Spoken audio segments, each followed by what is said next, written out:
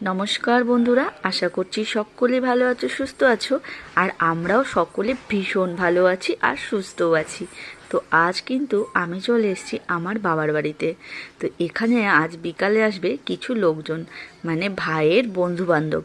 তো এরপর তো সবাই ওরা পড়াশোনা নিয়ে ভীষণই ব্যস্ত হয়ে যাবে, কারণ যে যার লাইন নিয়ে পড়তে থাকবে। তো সেইভাবে তো ওদের আর দেখা সাক্ষাৎ হবে না, কথাবার্তাও ঠিকঠাক হবে না। তো আজ ভাই ডেকেছে ওর বন্ধুবান্ধবকে বাড়িতে, একটু ওরা সবাই মিলে আড্ডা করবে, আর সাথে আছে খাওয়া দাওয়া। আর ওদের একজন স্যারকেও ও নিমন্ত্রণ করেছে। তো সেই অনুযায়ী আমি চলে এসেছি বাড়িতে। তো আজ বিকালে মা রান্না করবে বিরিয়ানি, আর আমার মা কিন্তু বিরিয়ানিটা বেশ ভালো করে। আর সাথে আমি করব একটু ডিমের কারি। তো এই যে ডিমের কারির জন্য পেঁয়াজ আদা রসুন বেটে রেখেছি, আর ওর মধ্যে একটু জিরের গুঁড়ো, ধনের গুঁড়ো, লঙ্কার গুঁড়ো দিয়ে আর হলুদ একসাথে মিশিয়ে নিয়েছিলাম। তো আমি ডিমের কারিটা যেহেতু ভালো রান্না করতে পারি, নিজে রান্না করি, আবার নিজেই বলছি ভালো, আসলে সবাই বলে ভালো রান্না করি। তো এই ডিমের কারিটা আমিই রান্না করলাম।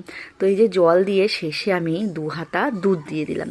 এতে ডিমের কারিটা খেতে দারুণ হয়।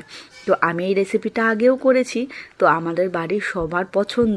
তাই ভাই বলল, আজকের ডিমের কারিটা দিদি তুই কর।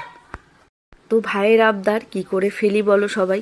তো এই তার জন্য আমি ডিমের কারিটা করে নিয়েছি। আর শেষে আমার দিহান এত দুষ্টুমি করছে, তো আমি তাড়াতাড়ি করে ডিমটা দিয়ে গুঁড়ো গরম মশলাটা দিয়েই দিয়েছি। আর এই যে তার ঘুম পেয়ে গেছে, তো তাকে ঘুম টুম পাড়িয়ে আমি আবারও চলে এসেছিলাম সন্ধ্যার দিকে। তো মার তো ওইদিকে বিরিয়ানি তৈরি হয়ে গেছে। এবার সবাই যেহেতু একে একে চলে এসছে, তো মা বললো এবার তুই বিরিয়ানিটা দেওয়া শুরু করে দে। আর আজকের বিরিয়ানিটার যেন আরও টেস্টি হয়েছে, গন্ধতেই পেট ভরে যাচ্ছে।